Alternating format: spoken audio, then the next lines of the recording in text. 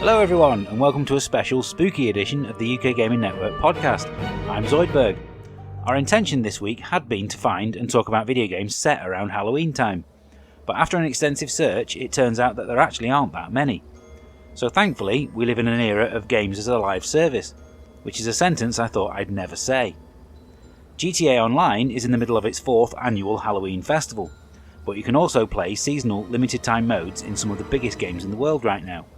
Games such as Overwatch, Hitman 2, Rocket League, Borderlands 3 and Apex Legends. If you'd rather go retro though, you could dig out a GameCube and play some Animal Crossing instead. Nintendo's real-time capitalism simulator features a number of things that only happen during the month of October, like Tom Nook's shop offering candy for purchase instead of the usual tools and flowers.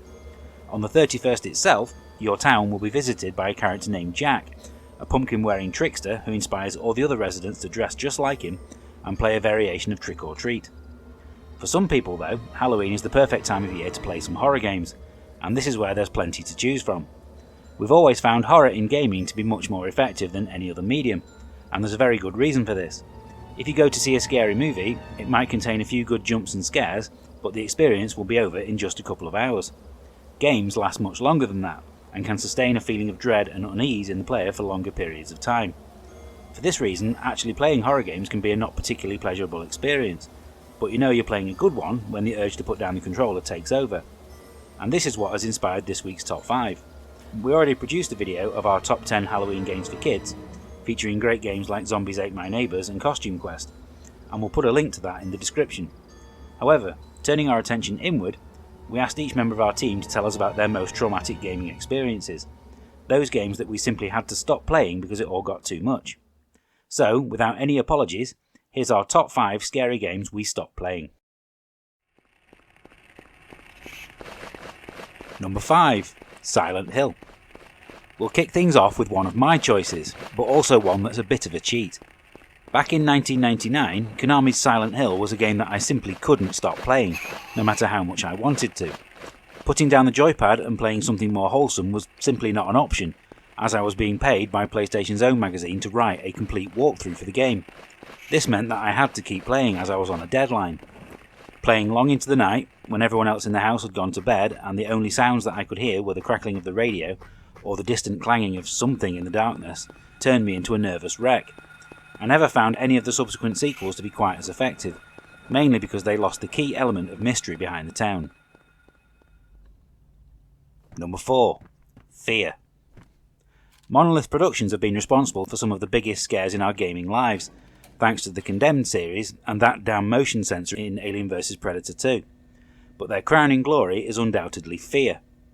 The opening section lets you know exactly what you're in for by creating an atmosphere of unease where things are not quite as they seem. Then they start to introduce glimpses of a ghostly child named Alma, before hitting you with one of the biggest jump scares we've ever experienced. If we say the word ladder, you should probably know what we're referring to. The result was a swift quick to desktop, and we didn't play it again until about a year later when it came out on consoles. Number 3. Heart of Darkness. Created by Eric Chahi, who had also brought us Another World, Heart of Darkness proved that just because a game has you playing as a child doesn't mean that the game is suitable for one. It's another atmospheric platform adventure game with great environments and animation, and the story is a classic tale of a boy trapped in an unknown fantasy world trying to rescue his dog and return home. However, this is a world inhabited by nightmarish shadow creatures who you'll encounter almost immediately after the game starts, and you'll die in horrible ways, and the quality of the animation just makes each one 10 times worse. Needless to say, we returned to the comfort of Spyro instead, and we didn't see past the first few screens until years later. Number 2.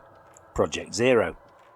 Whether you know it as Project Zero or Fatal Frame, its US title, Tecmo's contribution to horror gaming is one of the scariest series you can play.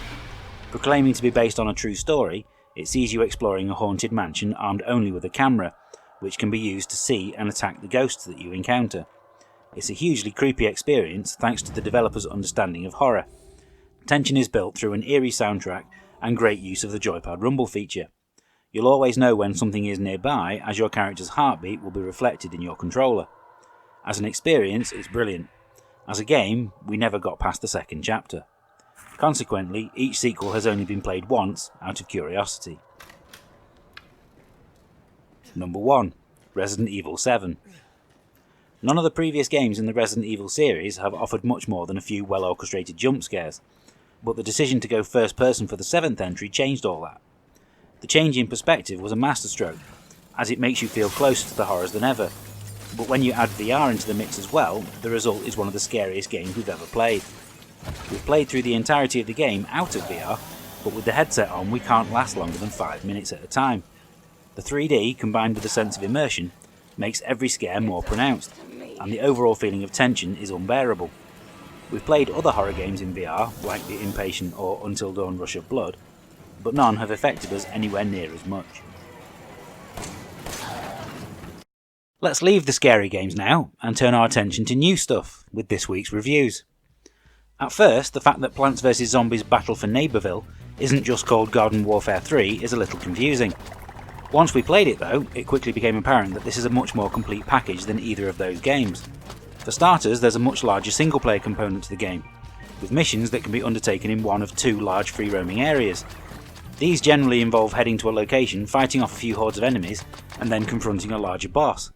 They're also never less than fun, thanks to the humorous writing you'll expect from the series. The online multiplayer offers the same collection of modes as the Garden Warfare series, but with better maps, and it all looks fantastic. Credit to PopCap too, that all of the game's cosmetic microtransactions, of which there are many, are hidden away in an area of the game that you don't even have to visit if you don't want to. Biggest surprise is the lack of a Battle Royale mode, although we wouldn't count it out in a future update. Battle Planet Judgement Day is an enjoyable twin-stick roguelike, with a neat graphical hook that gets the sense of progression absolutely spot on. In the early stages at least, you're never more than a couple of games away from unlocking your next weapon or power-up, which is something so simple, yet many similar games get it completely wrong. The way each planet rotates before you as you play looks fantastic, and there's a good variety of worlds to see. The different enemy types you'll encounter mean that you can't simply run and shoot aimlessly and still expect to win. A little thought and skill is always required, especially on the levels that require you to disarm bombs within an extremely tight time limit.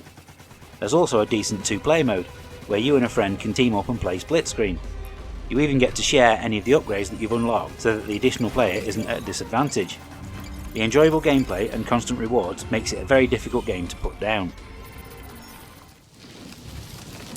Everything about Lonely Mountains Downhill points to a game that should be very relaxing to play. From the nice minimalist approach to presentation to the complete absence of music, this does its level best to emulate a quiet bike ride in the country. Your first ride on a new level is always a leisurely exploration down the mountain, with no time or crash limit, allowing you to take in the environment and try out potential shortcuts. As the difficulty level increases, your knowledge of the level is imperative, as if you fail, the game will take great pleasure in inflicting pain on your hapless rider. It all builds to a game that is an almost intensely frustrating experience at times. As you crash for the umpteenth time trying to jump over the same gap, you'll begin to wonder why you're playing it at all, but perseverance reaps rewards. First time you complete a faultless run down an especially perilous route, the sense of achievement is immense. If you can put up with the annoying side of it, this is a game well worth your time.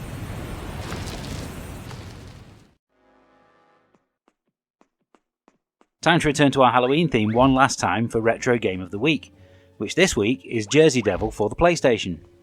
This is a game with a very strong Halloween element to it, with mad scientists, gothic castles and mutant vegetables everywhere, which of course means pumpkins. Alternative titles for the game in other regions actually translate as the Halloween Devil. Developed by Behaviour Interactive, whose career highlights include Doritos Crash Course, Naughty Bear and Dead by Daylight, this Looney Tunes inspired title was one of the early 3D platformers on the PS1. Its game engine was even recycled a year later to create Bugs Bunny Lost in Time. It came long before the arrival of analog joysticks, and this means that the controls have aged very badly. Playing it today is not really enjoyable at all, and you can tell it comes from a period when developers were still trying to figure out how 3D platformers should work. Gameplay has almost no flow to it, as you have to keep stopping to rotate the camera so that you can see what you're doing, and that's a shame as the characters are as good now as they ever were. And that's the end of another show. We hope you enjoyed it. Give us a like and subscribe if you did. If you want to tell us about the games you found to be too scary, or disagree with anything in our reviews, feel free to drop us a line in the comments. We'll be back next week with another show just like this one, including reviews of Medieval and something called Call of Duty. In the meantime, you can follow us on social media at UK Gaming Network to keep up to date with what we're playing and talking about. Until then, thanks for listening. See you next week.